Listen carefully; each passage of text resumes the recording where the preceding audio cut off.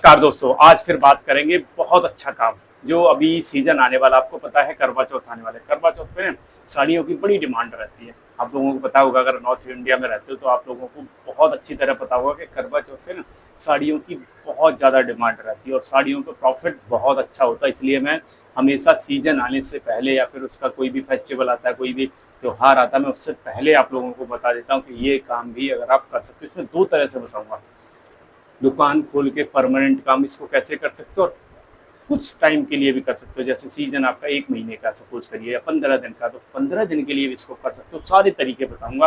Request आपसे इतनी है कि वीडियो पूरा देख लेना। मैं बड़ी जेन्युइन चीज़ें समझाने की कोशिश करता हूँ और थोड़ा सा आपको अपना काम करने के लिए प्रेरित करता हूँ, अगर आप करना चाहते हो। मेरा यहाँ पे मकसद आप लोगों को बताने का, समझाने का इतना है कि अगर आपने थोड़ा सा भी समझने की कोशिश की और थोड़ी कोशिश अगर आपकी इच्छा है तो आप कर सकते हो। इतना मैं आपको कह सकता हूँ। अगर आपके मन में जिस चीज़ की इच्छा हो ना, उस काम को आप आज नहीं तो कल जरूर कर लोगे, लेकिन उसकी इच्छा होना सबसे जरूरी है। अब आते हैं, समझने की कोशिश करते हैं कि पहले दुकान की बात कर लेते हैं। अगर आपके पास पैसे हैं, देखो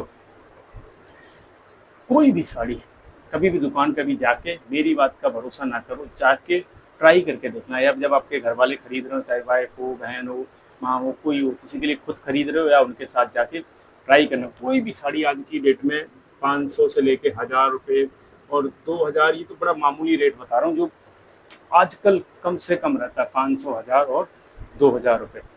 बल्कि लोग तो 5-5, 10-10 हज़ार की साड़ियाँ खरीदते हैं। हम उसकी अभी बात ही नहीं कर रहे, हम केवल बात कर रहे हैं 500, 1000, 2000। ये नॉर्मल रेंज है आजकल, और ये गांव शहर हर जगह चलता है। ये भी नहीं है कि, ऐसा नहीं है कि एक ही जगह चलता है। जो करवा चौथ अभी आ रही है ना, दिवाली से पहले बड़ी डिमांड रहती है। हर लेडीज को कम से कम 1-2 साड़ी चाहिए ही चाहिए रहती है। आप इसको समझ लो आप बहुत अच्छी तरह।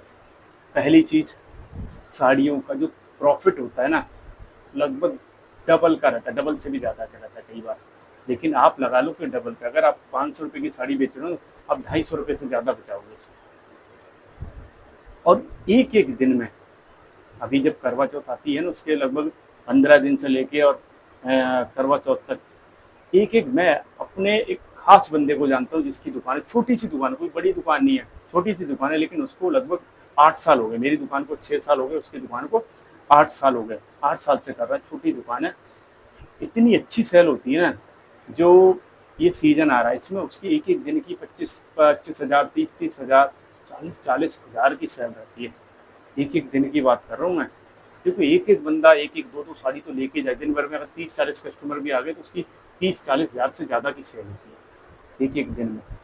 और अंदाजा आप इस चीज़ से लगा लो कि पूरे 10-15 दिन में ना, कम से कम वो 2-3 लाख रुपए बचा लेता है। और इसके बाद नॉर्मल चलता रहता है, 2-4-5 साड़ी डेली की निकलती रहती है। इसके अलावा जैसे सीजन आता है, अभी जैसे शादियों का सीजन आएगा, या अप्रैल में जब शादियों का सीजन स्टार्ट होता है, 3-4 महीने का, अप्रैल, मई, जून, जुलाई तक चलता है। इस सीजन पे ना, अगर आपके पास एक भी ग्राहक ऐसा आ गया जिसके घर में शादी है, आपको पता है कि अगर आपके घर में शादी है ना, जैसे 2 साल पहले मैंने वीडियो बनाया था, हमारे घर में शादी थी, हम उससे कम से कम 40,000 रुपये की साड़ियाँ लेके गए थे। कम से कम बता रहा हूँ, 40,000 से ज़्यादा की, 40-45 हज़ार की लेके गए थे। आप अंदाजा लगा लो। तो अगर कम से कम भी लेके जाओगे ना आप, 30-40 हज़ार से कम की साड़ियाँ आने का मतलब ही नहीं बनता जिस घर में शादी है।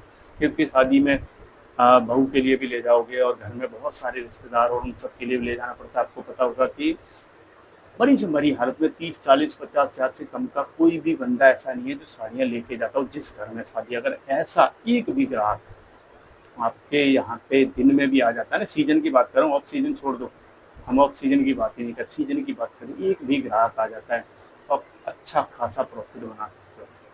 और मैं नहीं कह रहा कि आइए हर दिन चलता रहेगा, लेकिन सीजन पे खासकर 1-2 ग्राहक बड़े आराम से आ जाते हैं। अगर आपकी दुकान थोड़ी सी अच्छी है और आप अच्छे से डील करते हो, अच्छी चीज़ देते हो।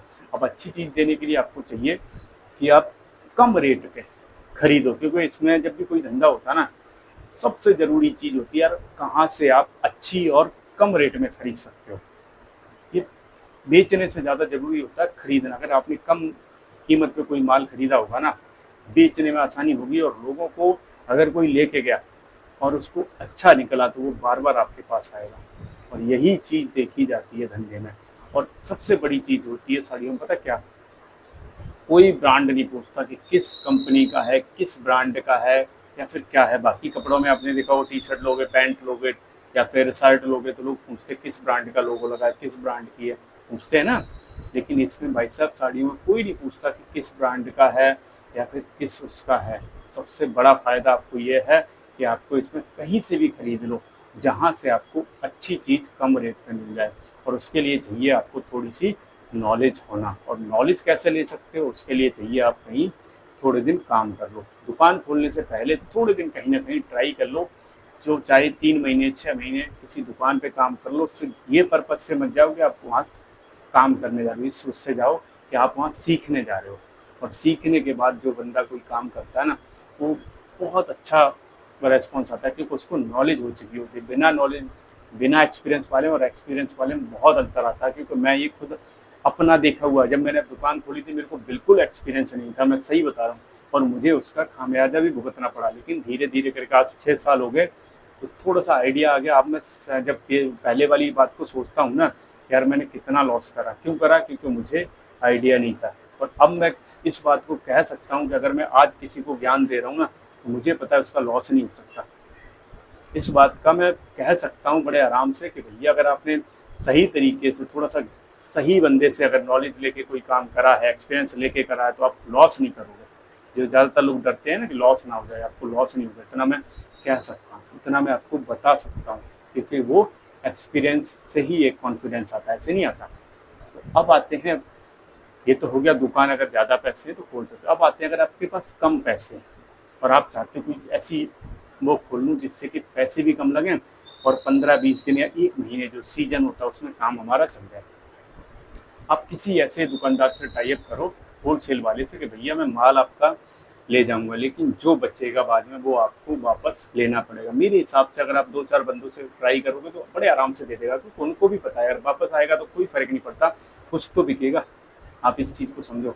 अगर अच्छा दुकानदार होगा जो दिमाग लगाएगा, वो जरूर आपको दे देगा कि यार 100 साड़ियाँ लेके जा रहा, सपोज करिए उसने अगर 70 भी बेच दी, 30 वापस आ गई या 20 वापस आ गई, 10 वापस आ गई, कोई फर्क नहीं पड़ता। लेकिन 70-80 तो बेच रहा है। इस चीज़ को समझने की कोशिश कर, तो वो आपको इस रेट उस पर दे देगा कि भैया कोई बात नहीं, सारे के पैसे दे जाओ और जितनी वापस लाओगे हम उसके पैसे आपको वापस कर देंगे। तो किसी भी होलसेल की दुकान पे 10-15 हज़ार का माल भर लो और किसी भी अच्छी मार्केट में समझने की कोशिश करना, थोड़ा बढ़िया मार्केट हो जहाँ पे भीड़ भाड़ अच्छी हो, जहाँ पे और भी बहुत सारी दुकानें, वहाँ पे किसी दुकान के आगे उसको बोलो कि भैया मुझे 15 दिन 20 दिन या 1 महीने के लिए अपने आगे थोड़ी सी जगह देके आप मुझे लगाने दो। चाहे वो आप कोई टेबल डालो, चाहे कोई तखत डालो, कुछ भी डालो, वहाँ पे अच्छे और बढ़िया डिज़ाइन रख लो। उसको किराया दे दो दुकान वाले को, लगाने देगा, कोई फर्क नहीं पड़ता यार। हर आदमी को पैसे चाहिए। अगर बहुत सारे लोगों को देखा होगा दुकान के आगे थोड़ी जगह बची रहती है, आप वहाँ लगा सकते हो, कहीं ज़्यादा लगाने की जरूरत है। और वहाँ पे आप अपने आइटम 15 दिन 20 दिन लगा लो, क्योंकि सीजन को समझने की कोशिश करो।